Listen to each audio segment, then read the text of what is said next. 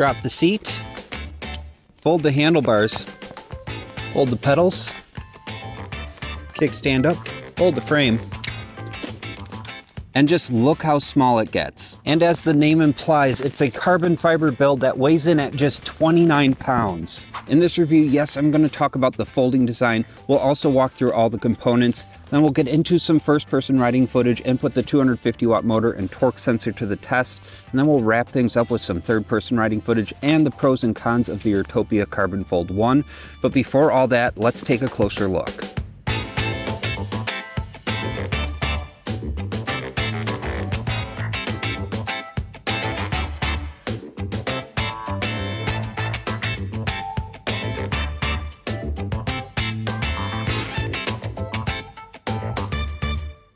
Urtopia claims to be the carbon fiber expert. Now, this is the first model that we've reviewed of theirs, and actually their whole lineup is carbon fiber. So if you're looking for an affordable, lightweight carbon build, this is pretty much the most approachable ones I've seen on the market. Now, there's some pretty cool things that stand out to me on this bike. We have 18-inch wheels that really helps bring the size down on this bike. We have this massive 53-tooth chain ring that compensates for the wheel size. And there is a magnetic latch here to keep it from unfolding when you're carrying it around. Now, when the magnet is flush with the plate, it's pretty hard for me to just pull apart. Easiest way to get it apart is just turn the handlebars a tiny bit and it unfolds really easy. I'd say that's pretty strong. Just be aware of where you hold it. You might have noticed this coiled cable running to the bottom of the seat post, and that is because the seat post is the battery. We have reviewed a ton of folding electric bikes on the channel. One of the main concerns that people have, or that I think they should have,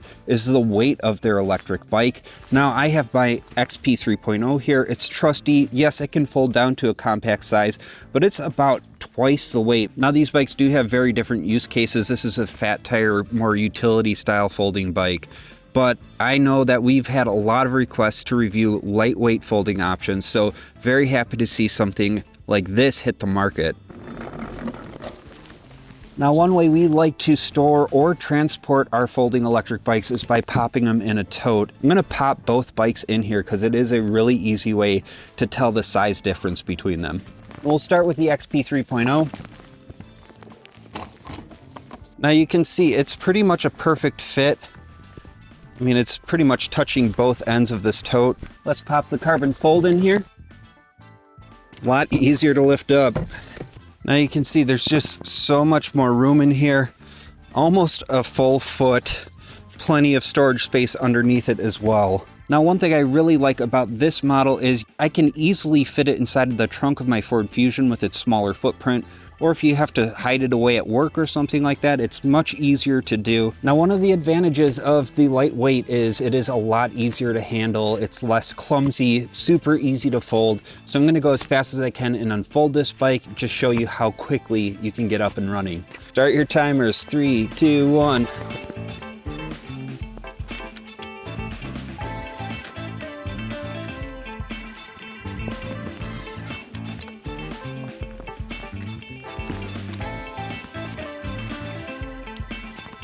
And that's it. Pretty dang easy. Now, the Carbon Fold 1 comes in at $15.99. Really nice to see a lightweight folding option under the $2,000 mark. It is on sale at the moment, so if you want to check out current pricing, scan the QR code on your screen. And if after watching this review you think you're going to pick up the Carbon Fold 1 and you want to support the channel, we do have an affiliate link down in the description, and using that when you go to make your purchase is free for you, and it really helps out the channel. Thank you so much for your support. You have two color options, saffron yellow or Asian blue. There is only one frame size though. It fits riders from 5'1" up to 6'1", and it has a max payload capacity of 200 pounds. Now, I'm a 200-pound rider and I am just under that 6'1", so I'm going to test out the full capabilities of this bike. I'm going to lift the seat to its minimum insertion point. We have a standover height of just under 22 inches. You can see I can get full leg extension, so can confirm the top end of that range. Let's throw to my wife Chesney, who is 5'4", and see how she fits on it. All right, Chesney, how does it fit? All right, so with this bike, I can easily step through the frame, no problem. I get full leg extension with the pedal. So I can bring it all the way down here. It's very comfortable. The handlebar height is good. I feel very upright when I'm riding this bike. So I think it's a very comfortable ride. All right, time for a walk around. Let's see how Urtopia put together a 29-pound folding electric bike. We have 2-piston Tetra-hydraulic disc brakes, 160 millimeter rotors, and a matching setup on the back. The tire attaches with a quick release, and here's the magnet for the folding mechanism and the plate on the back. It has Kenda 18 by 2 inch tires, so slightly smaller and slightly more narrow than your average folder. Street tread, included fenders on the front, full coverage in the back, a carbon fiber fork with the brake line routed through it. Here we have the quick release for the folding handlebars, cable routing and through the frame. Front reflector, and right above it we have a 160 lumen headlight. It is slightly adjustable for angle. Rear reflector under the seat, and down below is an integrated tail light. It is not brake actuated, so it's just a running light. The handlebars and the stem are all one piece, so no adjustable angle or height. There is no throttle on this bike. Tetra-hydraulic disc brake levers, no motor cutoff. Lock-on ergonomic comfort grips from Velo, minimal 4-button control panel, a Shimano 8-speed trigger shifter, and an included bike bell. Let's talk about the color LCD display. You can see it's nicely integrated into the handlebars. You have this valley it lays in, so it sits low. It's one less thing that's going to catch when you're transporting the bike around. Up at the top, we have a clock. You actually get the time on this display, which is nice. Center, we have our speed. Then we have RPMs underneath, and at the bottom we have our pedal assist mode. You have 4 modes to work with, so you can turn it off, but then you have Eco, Tour, Smart, and Boost. Battery readout, upper right corner. To turn the lights on, hold pedal assist up, indicator in the upper right corner. The screen does dim when you turn the lights on, so I will turn that back off. And then this does have walk mode, so if you hold pedal assist down, it's going to bring up a screen and 10 seconds to initiate walk mode. So a little safety feature here. Hold pedal assist down again and that will activate walk mode. Great to help you up a hill. Now, every time you let go of the pedal assist down button, you have another 10 seconds to reactivate, or you can just press pedal assist up to leave. Now there are 2 meters on the bottom of the screen that run to the top of the screen. This is for rider power, and this is for motor power. So in real time, you can see how much power you're putting in versus the motor. Short press on the menu button to get to the next screen. This is where you get all your trip information. So you can see your trip mileage, trip time, average speed, and max speed. I was going down a hill. That's how I got to 32 miles per hour on this bike. Short press again, and we get to the next screen. This is where it's going to compile your rider effort versus the motor power. So rider proportion versus motor proportion. And then at the bottom, we have our total trip mileage, and then press that menu button one more time. That brings you back home. Now, if you long press on the menu button, this is where you get into the advanced settings. You cycle through with your pedal assist up and down and short press on the menu button in order to select something. Press down, we get to unit. This is where you can change between kilometers and miles per hour. Then you have your time here. You can set the time at the bottom, but if you don't want to be distracted by a clock and get lost in the ride, you can disable it here. But I'm a dad. I have to keep track of the time, so I'm going to keep that on. Going down, we have our screen brightness. We have 3 levels to work with. The screen can get pretty bright. I'll keep it in 2 because I think it pops a little bit more on the screen. Then you have trip reset, so you can start a new trip from here.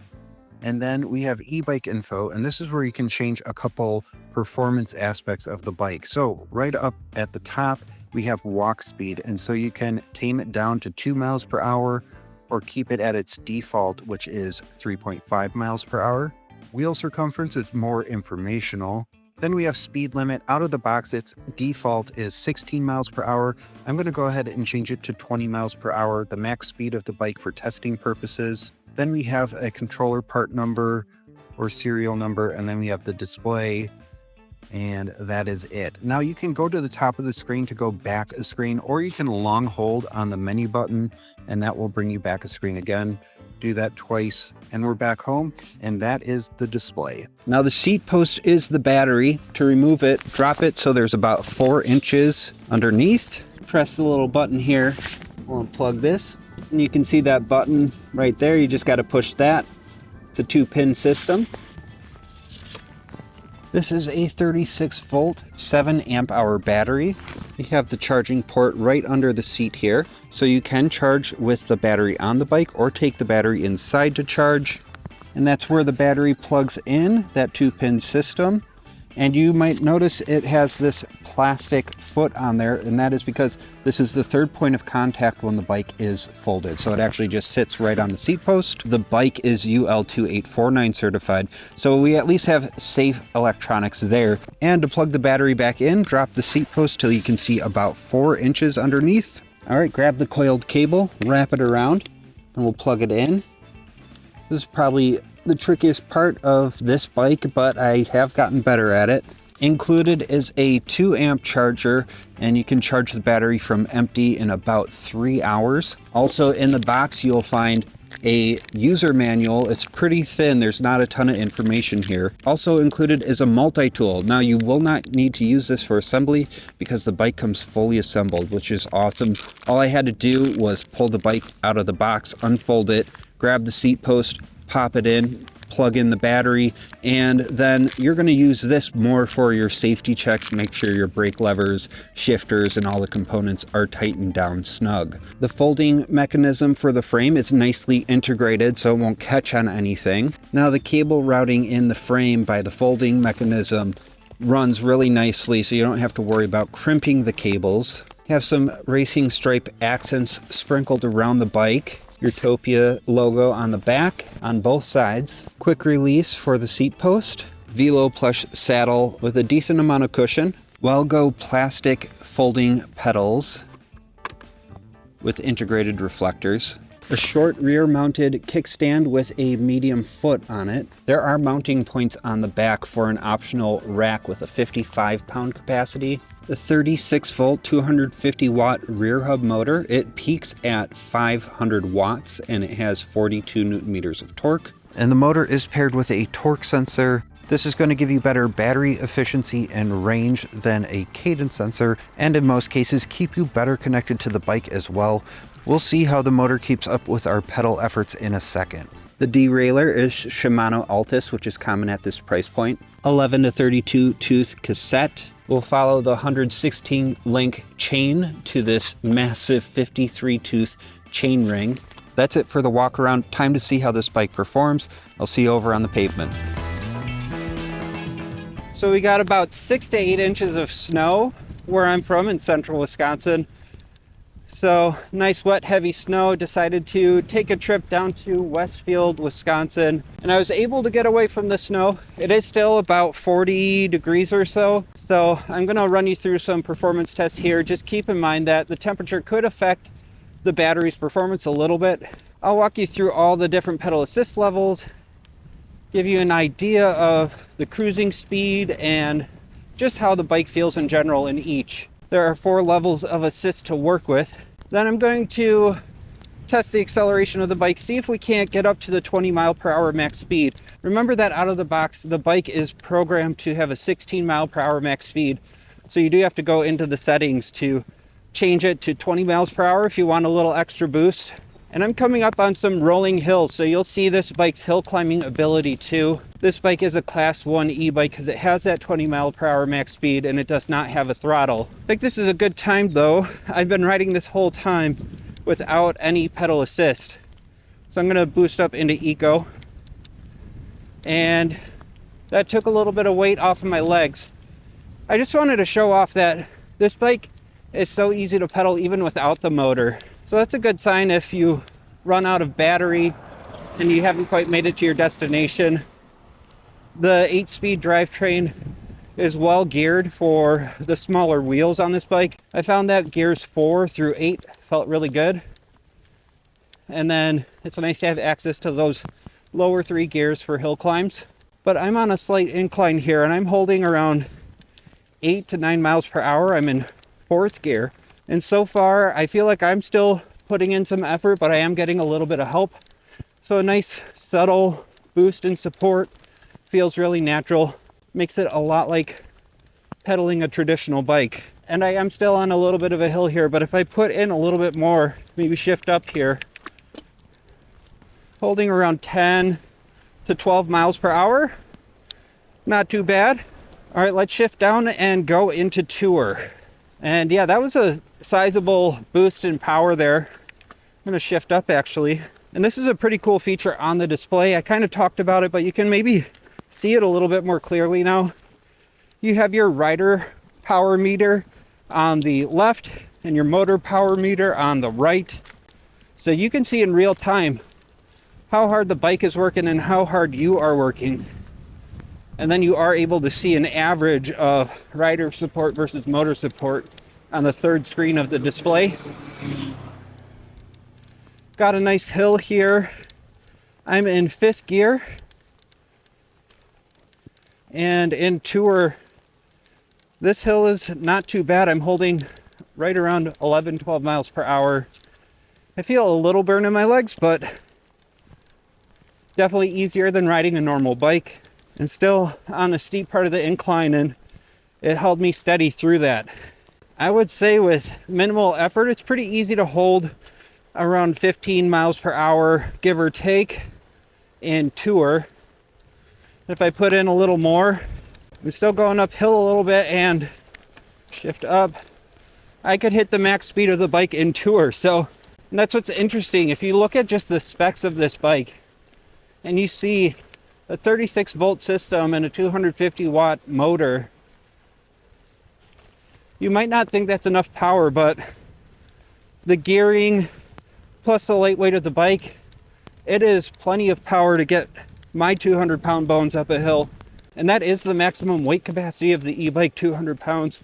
So if you weigh less than me, you're gonna get even better performance out of this.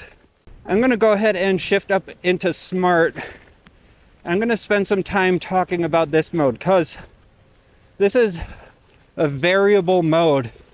So if you're pedaling really easy, kind of feels like you can hold similar speeds to when you're in eco. But if you need the support from the motor and you really start digging in, it gives you the full motor power too. At least what feels like the full motor power. And I find myself sticking in this mode quite a bit because I don't have to change the pedal assist modes around at all. It really adapts well to different use cases. So if I don't really need to access full power from the motor all the time, this just keeps me the most connected to the pedals. So we just conquered another big hill on these rolling farm roads in Pedal Assist Smart. What I'm gonna do here is once we hit this hill, right in the middle of it, I'm gonna switch from Smart into Boost just to see when I'm pulling max power in Smart, if I notice much of a difference with Boost. Gotta say, very easy to hold around 17, 18 miles per hour in Smart. All right, hitting the steep part here. Meter is full. Let's go to Boost though. And yeah, I didn't feel any difference in support going into Boost. So Smart mode gives you the full spectrum of support to work with. When you want to be like cruising on flat terrain really fast, Boost is going to be great for that because you know you're pulling peak power, which is 500 watts. All right, I'm going to stop here and let's go ahead and see how this bike accelerates. There is a slight incline here, but I don't think that's going to matter. I think I'm going to get up to 20, no problem. I am in 7th gear here because I've noticed that on takeoff, Boost is quite zippy. So I don't think I'm going to be using the lower gears at all for this mode. But let's get into it. Let's see how fast we can get to 20 in 3, 2, 1, let's go. And yep, there we go. Taking off.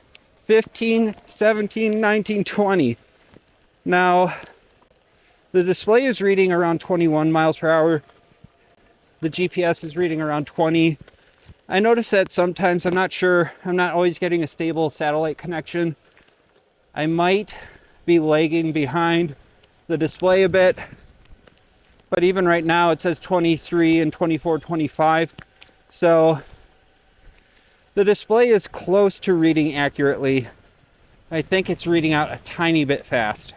Now we're in Boost. We've got this nice big hill here, and I feel no burn in my legs at all. So that's what I'm saying. You look at the specs. This has 42 newton meters of torque, and I had an inkling that this would feel a lot like a 500 watt motor on a traditional weighted e-bike. but you cut that weight in half, you don't need as much power. So I am pleasantly surprised on the hill climbing ability of this bike. Hit a downhill here. Let's test out these brakes. 3, 2, 1. Had a nice little wet patch of road there, but braking power is good too. You have the smaller rotors on here, but with the lighter weight of the e-bike, it is the right amount of braking power. So honestly, I did not expect this level of performance out of this bike. And with that, I got to get home for dinner with the family. Let's throw to some third-person riding footage, and I'll give you the pros and cons of the Urtopia Carbon Fold 1. I think the Urtopia Carbon Fold 1 is a very welcome addition to the lightweight and affordable e-bike category. Sub $2,000, there just aren't many folding options that weigh less than 35 pounds. I can only think of 3 models that are worth considering. Let me know in the comments if there's any models you know of. For a first generation model, the Carbon Fold 1 hit a lot of key marks. It offers a smooth pedaling experience and extra efficiency with the torque sensor. It's easy to fold. It comes with Fenders, integrated lighting, and decent components like the Shimano Altus drivetrain and Tektro hydraulic disc brakes. And the motor support is the perfect amount of power for a Class 1 e-bike. I enjoyed riding the Carbon Fold 1 even without motor support because the lightweight carbon frame is so easy to pedal, especially when compared to your average electric bike that can weigh anywhere from 50 to over 70 pounds. I wasn't sure how I'd feel about the 18-inch tires since they are smaller than your typical 20-inch tire on folding models, but Urtopia got the gearing right, specifically the 53-tooth chainring that compensated for the smaller wheels, and the narrow tires do make for a nimble ride. 2 big compromises usually come with a lighter weight e-bike: motor size and battery size. On paper, a 36-volt system and a 250-watt motor may not seem like enough. Its ability to climb hills really surprised me. I was worried I'd be exhausted after a long winter of limited exercise, but the 500-watt peak performance and the 42 Nm of torque from the motor carried its 200-pound maximum payload capacity with ease. The star of the show was Smart Pedal Assist with the torque sensor. This combo kept me connected to the pedals with the smoothest power delivery. An easy cadence felt like I was riding an eco, but if I hit a hill or needed to push on the gas, it gave me the same level of support as boost. Smart Pedal Assist gave my legs full control over the motor support, and it was my set it and forget it mode. Hiding it away in a closet at home is super convenient, and it takes up much less room than other folding options. I love that you can just pop it in the trunk or back seat so easily. No need to mess with a bike rack. And for RVers or a convenient storage solution, it easily fits in a tote. And the option for a 55-pound capacity rear rack makes the Carbon Fold 1 a viable option for commuting if you're willing to add a little bit more weight to the e-bike.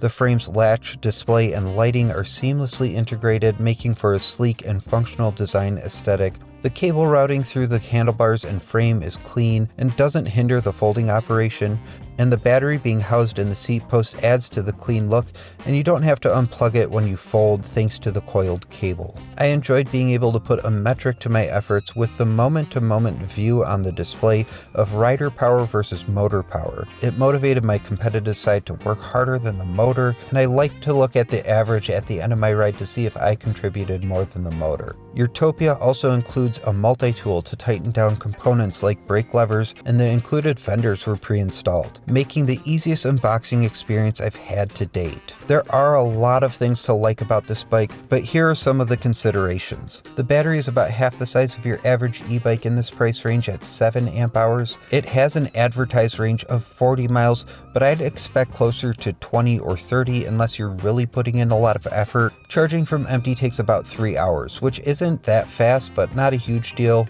The charger uses a barrel jack to plug into the battery. A more quality connection would be better for durability and charging efficiency.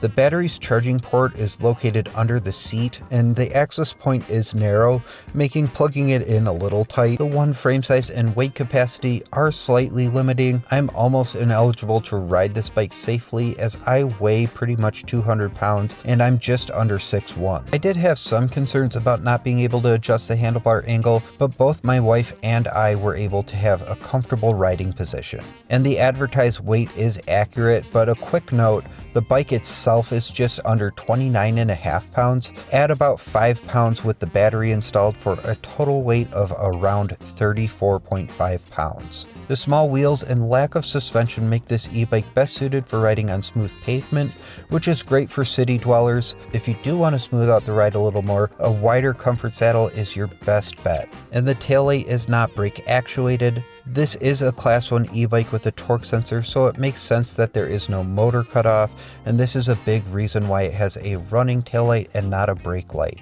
There are no mounting points for a bottle cage. Urtopia does offer an optional cage that mounts on the handlebars, and for a shameless plug, we do sell the best water bottle cage on the market at shop.ebikeescape.com, and we have one that has an adapter so you can velcro it to the frame. It fits a bunch of different size water bottles thanks to its ratcheting system for a snug fit, and we sell the adapter separately if you already have a bottle cage. And here are just a couple minor notes. The magnetic system that keeps the bike from unfolding is strong, but it does need to be perfectly seated to be effective. A small nudge to the wheel or handlebars pops the magnet off easy. With a little training to make sure you pick up the bike by its frame, it works pretty well. The quick release folding mechanisms are easy to use and lock the frame and handlebars securely. I'm including this more as a safety tip than a knock on the bike. I did have the handlebars and frame unfold on me once during riding, which was surprising, but I did recover without incident. This was most certainly user error and me just moving too quickly. Just double check everything is latched down securely before you're riding and you'll have no issues. Plugging the battery into this bike is a little awkward. You have to get on your knees or flip the bike upside down to plug it in, and it takes some finagling, but I have gotten better at it since I've learned the bike. The coiled cable hangs down near the rear wheel. There's nothing between the wheel and the cable. I could see it stretching out over time and rubbing or catching on the tire, but I have a couple spare cable ties lying around if this becomes an issue. The Urtopia Carbon Fold 1 is currently on sale for $15.99 and retails at $24.99. If you want to check out current pricing, you can scan the QR code on your screen. Urtopia is a new brand to us, so we don't have much data on their customer service. If you think you're going to pick up this model, use our affiliate link in the description when you go to make your purchase, and do me a favor, drop a comment down below with your experience working with this brand to help out the community. Thank you so much for your support. Overall, the Carbon Fold 1 exceeded my expectations. While there are a couple minor things to consider, I think anyone who gets this bike will really enjoy its convenience and performance. The Urtopia Carbon Fold 1 helps fill the void of lightweight and affordable folding e-bikes. I'm looking forward to seeing how this model evolves over time. I do have another Urtopia review coming out soon, so keep an eye open for that one, but that's going to do it for this review. Thank you so much for watching, and I'll see you in the next one.